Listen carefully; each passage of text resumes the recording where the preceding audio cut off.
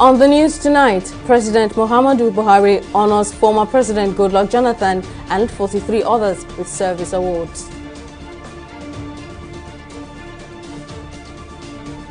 King Charles III sympathizes with Nigeria over flooding.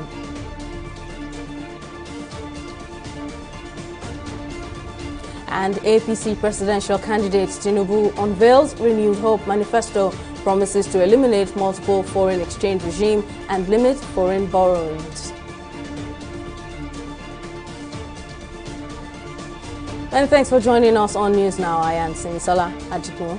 President Muhammadu Buhari has conferred the Nigeria Excellence Award in Public Service on former President Goodluck Jonathan, Rivers State Governor Nyesom Wike, and 15 other governors across party lines. Senate President Ahmed Lawan, Speaker of the House of Representatives Femi Gbajabiamila, ministers and service chiefs were also given the prizes. The award, which was organized in collaboration with the Office of the Secretary to the Government of the Federation, recognizes and rewards innovation, leadership, and other exceptional achievements of individuals that have contributed immensely to the growth and development of the country. Our correspondent Folashade Ogumide tells us more in this report.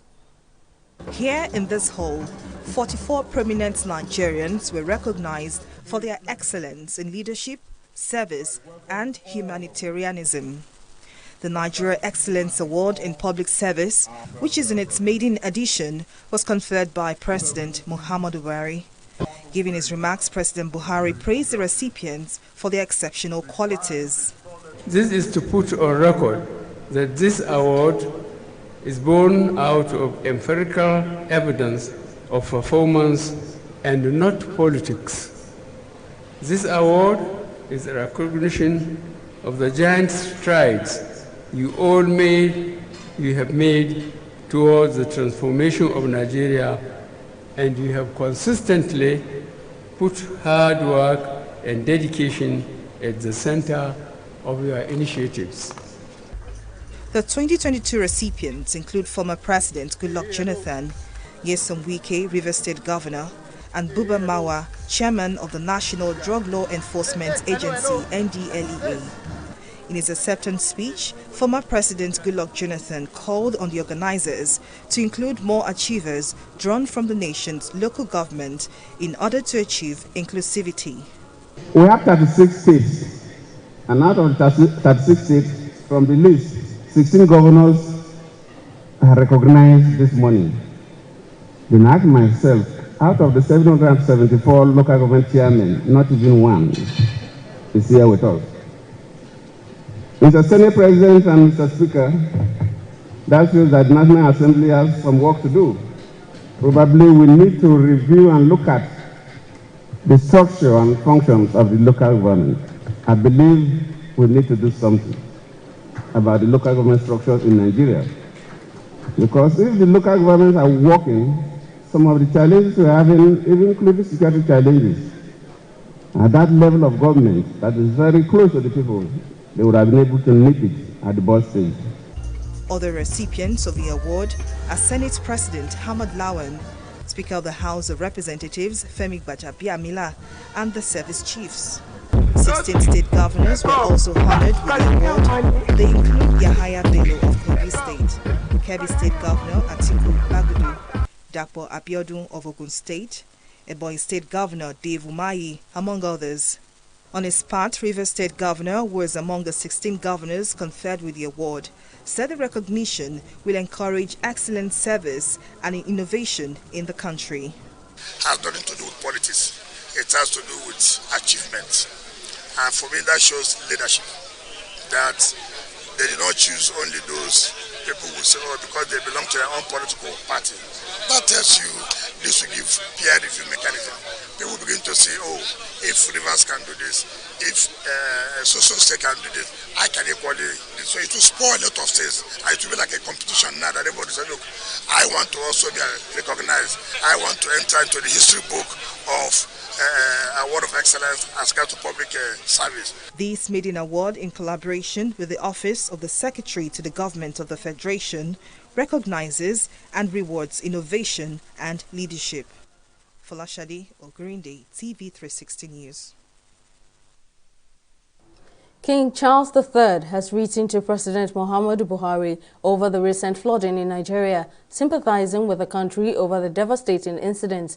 While reiterating the UK support to Nigeria, he extended his most heartfelt sympathy to all those who have suffered. Over 600 persons have died in the recent floods in Nigeria as of Sunday. According to Nigeria's Ministry of Humanitarian Affairs, the disaster has also forced more than 1.3 million from their homes. The presidential candidate of the All Progressives Congress, APC, Bola Ahmed Tinubu, says his administration will optimize the country's foreign exchange to strengthen the naira as well as reduce foreign debt to achieve a productive economy. Tinubu said this in his manifesto tagged Renewed Hope 2023. According to Tinubu, the FX rate influences the cost of imports, the competitiveness of exports, and net capital flows, among other things. On foreign debt, Tinubu said the country can protect its exchange rate by limiting its exposure to large debt obligations denominated in foreign currency. The Federal Capital Territory, FCT, may face a cash crunch in the 2023 fiscal year. The FCT Minister Mohammed Musa Bello made this known during the defense of 607.9 billion naira 2022 budget before the National Assembly Joint Committee on FCT on Thursday. The minister, in his presentation, said while 59 billion naira was earmarked for the territory from its 1% allocation from federal budget in 2022 fiscal year, the allocation has been slashed to 13.5 billion naira for the 2023 fiscal year, and only 19 billion naira has been released so far. However, the committee, led by its chairman, Senator Smart Adeyemi, tasked the minister to start implementation of property task in FCT for required revenue generation. What are we doing about mass housing? There are quite a number of Nigerians who do not have a roof over their head. Let us get to know whether you have a project along that line. Then you talked about the revenue board of the FCT. Let me thank you for what you said. I know what it took us to get that bill passed. The projection for development control and AEPB is same figure of 3,819,772,370. Could that be a typographical error, or how did we arrive at this projection? It's the same exact figure on page 17 of your budget. For 2023 priority budget, from 59 billion that we got in 2022, the Federal Ministry of Finance has allocated to the FCT 13.5 billion. That is indicated on page 13 under paragraph 29. And these are the key projects that are to be used under this project. There are 22 of them, and the total is 13.5 billion as indicated on the lower part of page 14. We need to fund the Federal Capital City. There's no doubt about it. Or else all the issues raised by honorable members are very germane. But this is something that is a work in progress, and I'm sure working together we should be able to see what we can do. The acting national youth leader of the Labour Party, Kenneth Ahanotu, has urged Nigerian youths to make the most of the 2023 general elections by voting a result-oriented, obedient movement into power. The youth leader made the call at a press briefing in Abuja.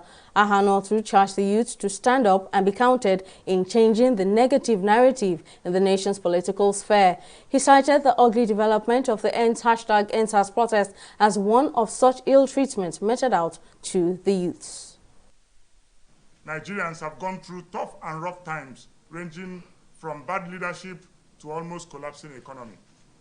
It is noteworthy to say that the current obedient movement, powered by well-informed, vibrant Nigerian youths, both home and in the diaspora, have changed the narratives in Nigerian political space. The recently concluded nationwide rallies of various youth support groups speaks volume on how peaceful, organized, and bold our youth has become. My comrades, this movement must be sustained until we celebrate our victory, the victory of our presidential and vice presidential candidates come 2023 general election. Very glaring it is that Nigerian youth has gone through difficult times in the past, given the negligence by the successive governments and administrations. The People's Democratic Party has called on the Inspector General of Police to immediately invite the Kaduna State APC governorship candidate for questioning on the attack on the PDP presidential campaign rally in Kaduna State. The party is making the call ahead of its presidential campaign rally scheduled to hold in Edo State on Saturday. Addressing journalists at the party's secretariat on Friday, the PDP National Publicity Secretary Debo Ologunagba alleged that some groups have resorted to violence and attacked members and innocent Nigerians in a vicious attempt to disrupt the rally in the past. He further expressed concerns about the alleged porous venue where the party is forced to conduct various rallies across the country. The PDP calls on the Inspector General of Police to immediately invite the Kaduna State APC governorship candidate for questioning on the attack on the PDP presidential campaign rally in Kaduna State. It is the job of the police to ensure that investigation takes place, and we are actually alerted. The job of security is a two-way or two sides of a coin. The security agencies and government, and of course, the people. The APC government deliberately refused our application to use a more secure environment that relates to getting a venue, the Ahmadu Bello Stadium, which is more secure, and they refused us. And again, this is a pattern. You recall that during the National Convention, the APC refused us the use of the Eagle Square. They refused us the use of the main bowl of the stadium, and they pushed us to the velodrome. We'll take a break here, but still to come. Nigeria's Flamingos beat the United States, reaching first ever semi-final. Details of this story and more right after this break.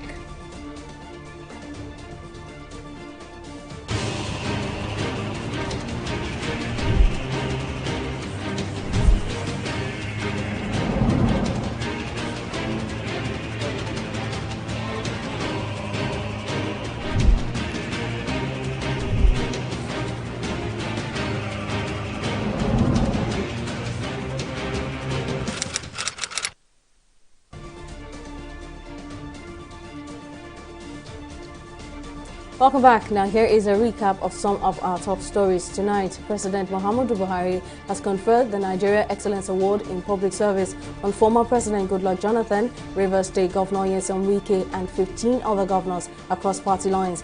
Senate President Ahmed Lawan, Speaker of the House of Representatives Femi Gbajabiamila, ministers and service chiefs were also given the prizes. Well, in case you missed any of our news bulletins or for more updates, do log on to our website on www.tv360nigeria.com. You can also follow us on our social media platforms on Twitter, Instagram, YouTube, and Google Plus at TV360 Nigeria. On Facebook, we're at TV360 Online.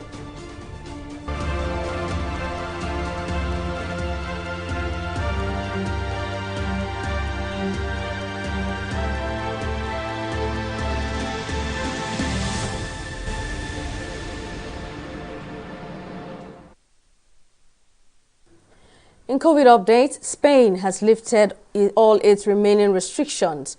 Before this recent development, Spain was the last country in Europe where unvaccinated travelers still needed to provide proof of recovery or a negative COVID test result to enter. From October 21st, 2022, both the EU and non-EU citizens no longer have to show proof of vaccination, recovery, or a negative COVID test. Tourists are also no longer required to complete a health control form prior to travel.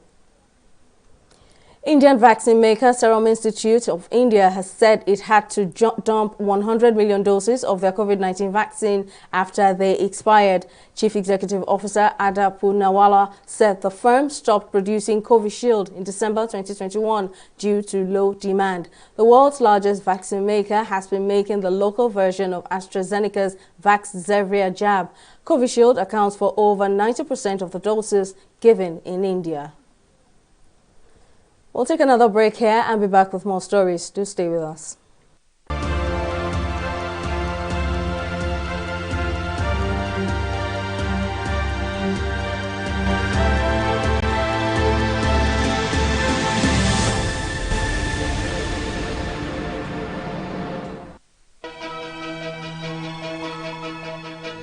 Opinions are free, facts are sacred, but truth is universal. How, in practical terms, can we, for instance, de-escalate the tension? President must see himself as the President of the Federal Republic. We know where the enemy is. 3 places. The Lake Chad Basin, the border area between Nigeria and Cameroon, and then the Sambisa Forest. On TV360, we give you a complete dose of everything. Opinion, facts, and undiluted truth. I hardly believe what politicians say in this part of the world. A new Nigeria is possible, a future is possible. We delve into the issues, dissect it so that you can understand it. Use it to take action. I don't think there's any need for any governor to look for grant for ranching. TV360, dissecting the issues.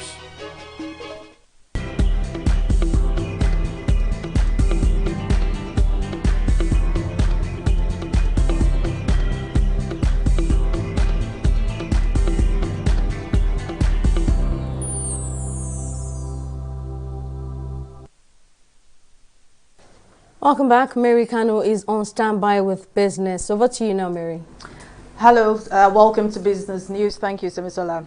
In business, airline operators of Nigeria have expressed concerns over the proposed partnership between the federal government and Ethiopian Airlines to form a national carrier scheduled to begin operations by December. The spokesperson for AON, Obiora Okonkwo, made this known at a meeting organized by Very Capital Partners, an aviation consultancy firm, to tackle issues of aviation in the country. Okonkwo explained that the agreement was tantamount to opening the nation's domestic market to a foreign carrier, a development which could decimate the local airline industry and lead to capital flight. The Nigerian government has reached an agreement with Ethiopia Airlines to own 49% shares in the Nigerian Air Limited, with the federal government retaining 5% and Nigerian investors getting 46%. The House of Representatives has questioned the power sector over continuous grid collapse in the country. The committee said since the privatization of the power sector in 2013, Nigeria has witnessed over 100 national grid collapses. However, Minister of State for Power Gudi Agbaho appeared before the committee dismissed the report of the lawmakers, saying Nigeria has not experienced national grid collapse but systems disruption. We are not here to find faults. We are here to find solutions. We understand the image of the problems, and we are here to give the required legal backing and assurances of funding to this sector.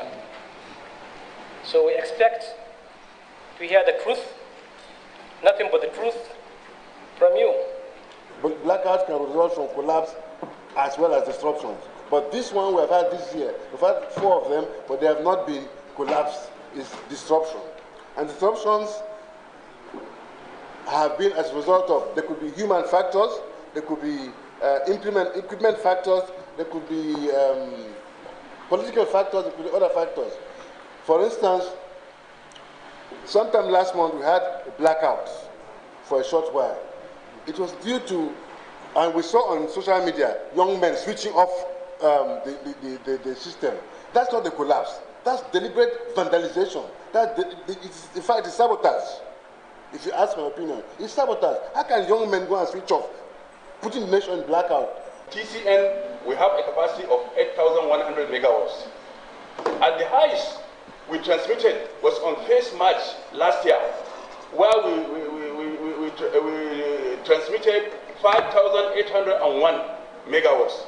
And we have always made this point. There is no day when generation company will say we have generated so much megawatts and TCN is unable to evacuate it. There is no that, and we are still challenging all the generation companies to come out. If there is any day they make a generation where we cannot evacuate it.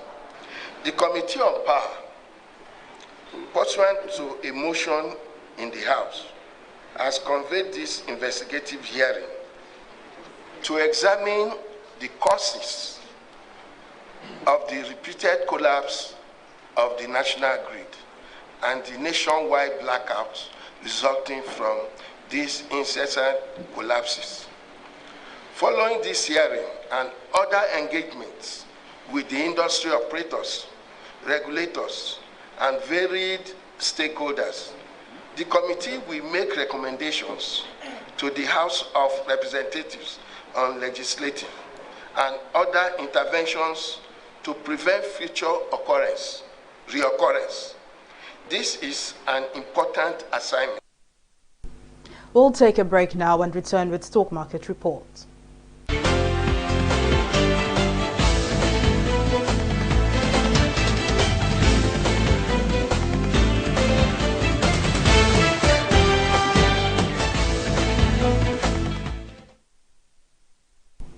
Well, what a rocky week for the NGX with 3 days of losses and just 2 days of gains. The market gained 0.15%, meaning 5 billion naira was added to the total market value as the bull emerged to close the week positive, although the all-share index is down at the 44,000 level. Market breadth closed positive with 16 stocks posting gains and 15 stocks declining. Now, despite the minimal gains, we see red flags flying in volume and turnover. Our top gainers are Academy and Sterling Bank, with combined gains of 3 naira 4 kobo. Let's now see how some global stocks are faring. It's a mixed trading day for these select stocks. The FTSE and Dow Jones are trading high, supported by commodity stocks at 0.37% and 1.22%, while Asia's Nikkei is trading lower at 0.43% as investors weigh inflation data from several economies. That's the stock market report. Simisola, it's back to you.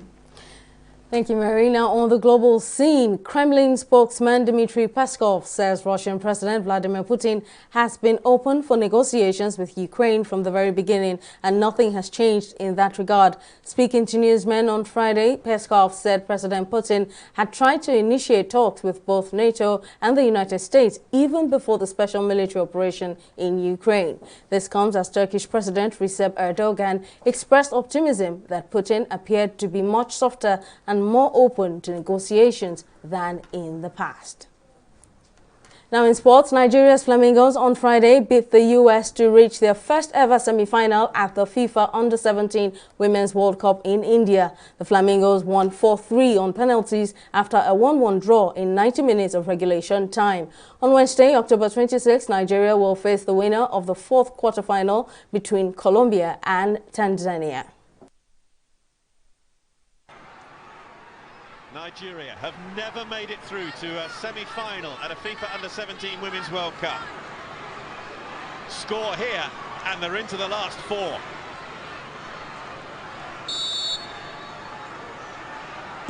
Idafe!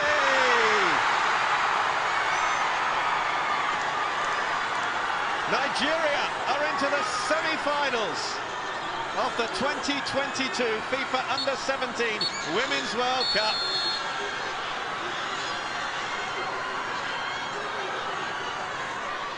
Total joy. Now, to speak more on this, sports journalist Jide Olaniran joins me now. Thank you very much for joining us, Jide. It's amazing what the Flamingos have been able to achieve. What do you make of the match?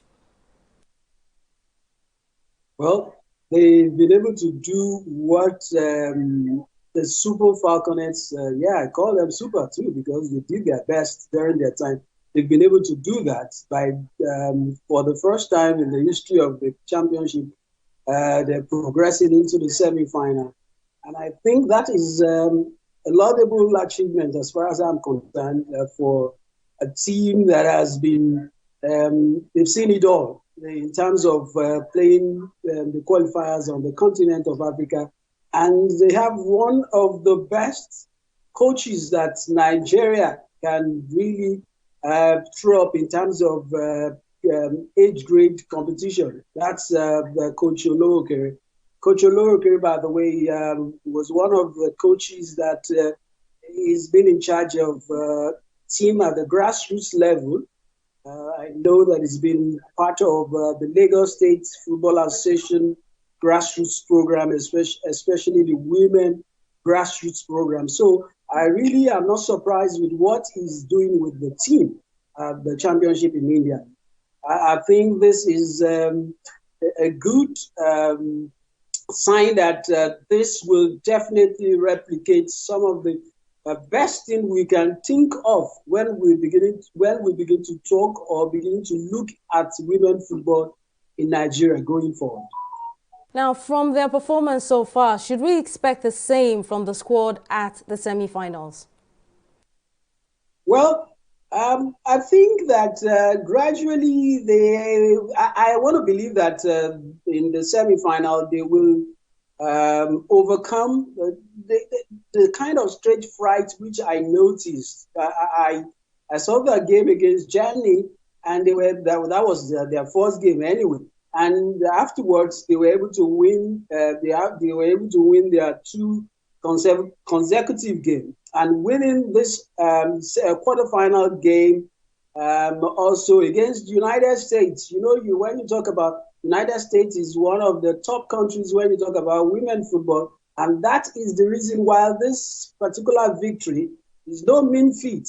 And I believe that their next game, which is likely going to be between the winner in the game that will involve Spain and Japan, I believe that they should be able to also do something fantastic or do something beyond the ordinary, like what happened in this game, that they struggled a bit in the first half and they were able to hold their own in the second half. And they had to take the United States into the penalty shootout. They had to hold them to get into the penalty shootout, which actually made the difference.